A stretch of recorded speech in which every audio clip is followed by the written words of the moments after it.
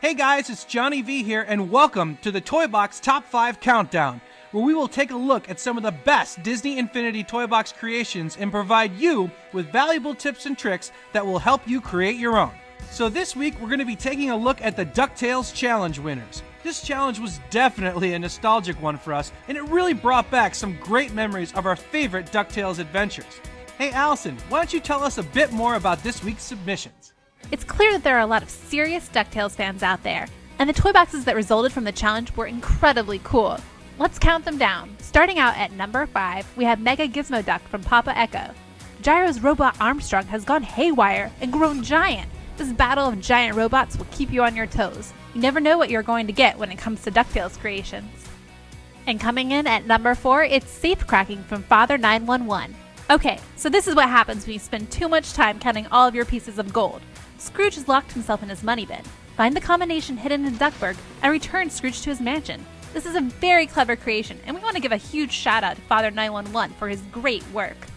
Counting down to number 3, it's McDuck in danger from Thin Warrior. In this toy box, he's been captured by what? Robots! Find the 5 Scrooges hidden around the toy box and then claim a super cool reward by the stadium. Another fun creation, but it sure looks like Scrooge McDuck needs a lot of help these days.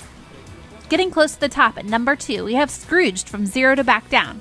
This DuckTales themed racetrack is full of great twists, turns, and surprises. We love the design of the track, but the huge bit art representation of Scrooge McDuck really takes the cake.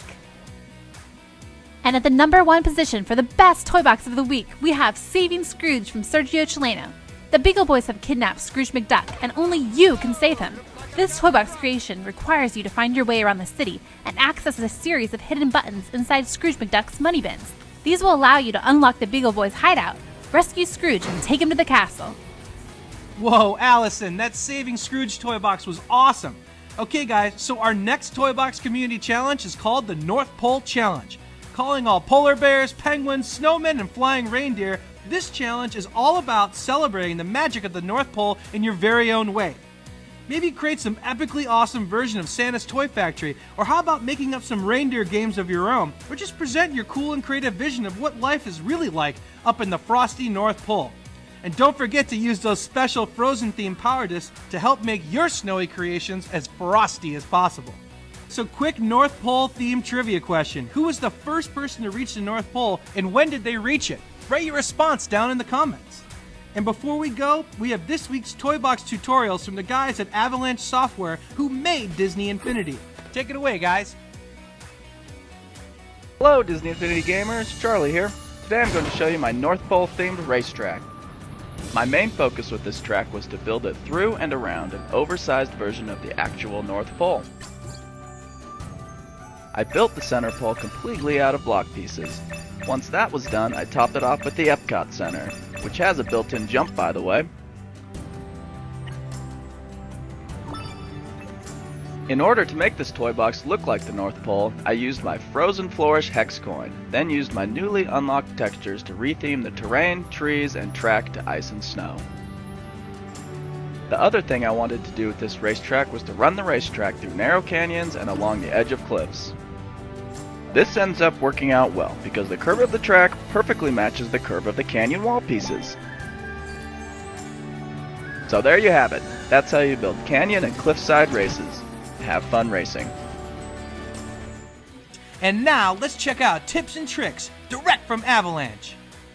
In this clip I'm going to show you how I hooked up my vehicle weapon generators in my North Pole themed racetrack.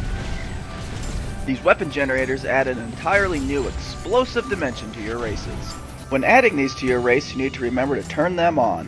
You do this by connecting them to a trigger of some sort, otherwise they don't spawn any weapons. I usually turn them on by connecting all of the weapon generators to a racing gate toy that I place at the starting line that turns on all of the weapon generators as soon as the race starts.